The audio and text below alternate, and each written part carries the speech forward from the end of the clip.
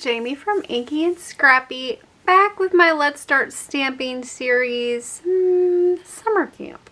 We'll go with that one. I said I was taking July off. I may have had an idea, may not take the whole month of July off. Hello.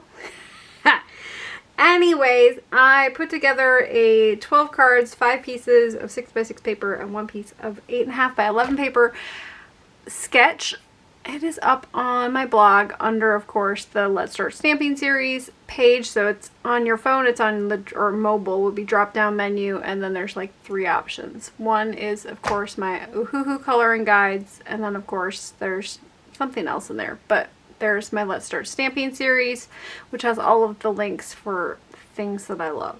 So I think our summer camp is going to be this. I haven't decided how I'm going to do it for sure yet.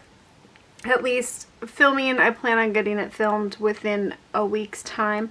I haven't decided how I'm releasing the videos. So to start, I'm going to pick out my 5 pieces of paper and my 1 sheet of 8.5 by 11. We'll cut it all on camera and then we'll kind of lay it out and go from there. I'm going to suggest 12 envelopes to you to put your pieces in. I like to label them where you're going to put the stamp. It just kind of works, right? So most of my cards get mailed or hand delivered. Granted, the hand delivered ones, you know, but if you mark it with a pencil up in that right hand corner, you can always put a sticker or something up there if, you know, the erase marks doesn't work. But so I think the best way to do it would be a pencil in the corner, have all 12. I will probably have that laid out before I, you know, go too much further with this one. For this one, I decided I am bringing in the Mega Pad, the 6x6 Mega Pad in Cowgirl. Just because, I like the color options on it and some of the images, and I have some really cute die cut boots to use and some really cute farm animals that I would love to use and kind of get, you know, that way. I am not going to be using the same stamp set throughout. You are more than welcome to use the same stamp set throughout. I will say I might not be doing all the coloring on camera just to save a little bit of time for me and, well, for you, but you can always watch some of it. Ultimately, I did do a color swatch, but this one is just for this paper pad. It is not from the 60 and the browns. So I will try to come up with one that's just, but really if you're just using 1 or 2 markers, a lot of these are in, like there's might be 1 color that is in that 60 set.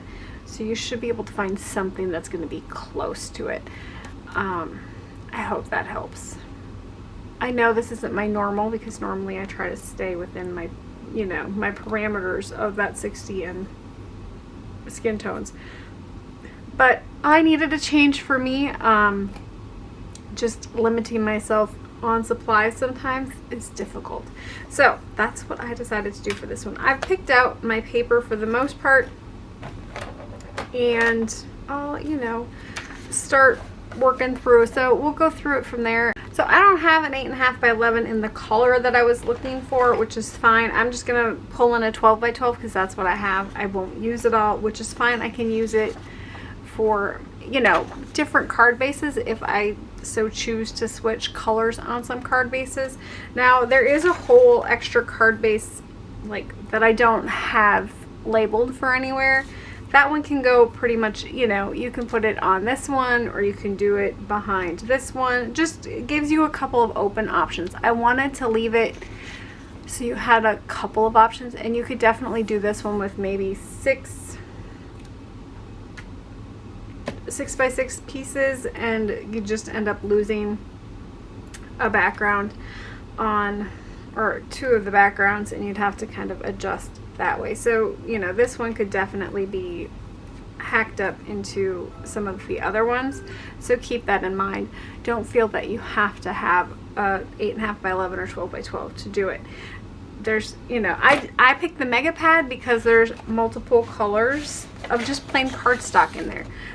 I struggle, how shall I say, I struggle with pattern on pattern sometimes, and so going with solid colors is easier for me.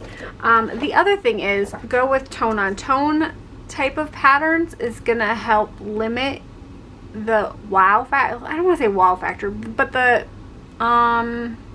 loud factor. Is that the word I'm going for? Probably the loud factor.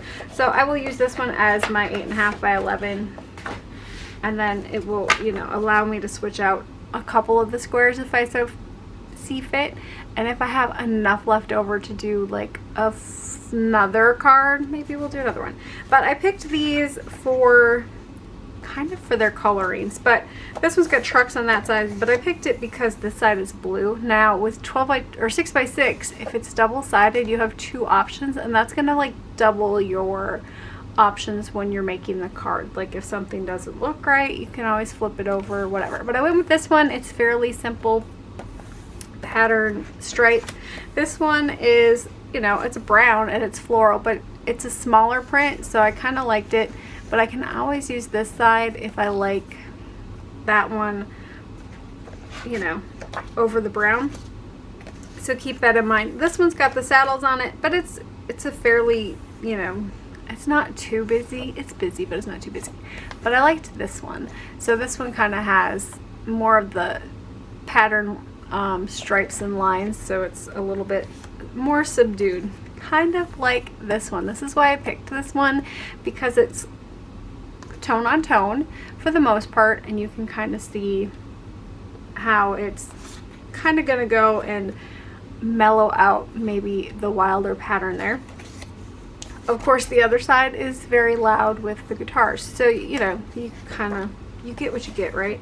And so I pulled in a brown and the darker color of pink, and then the light color of pink that has some tone on tone. It's really hard to see in this one, but it's got a little bit of tone on there.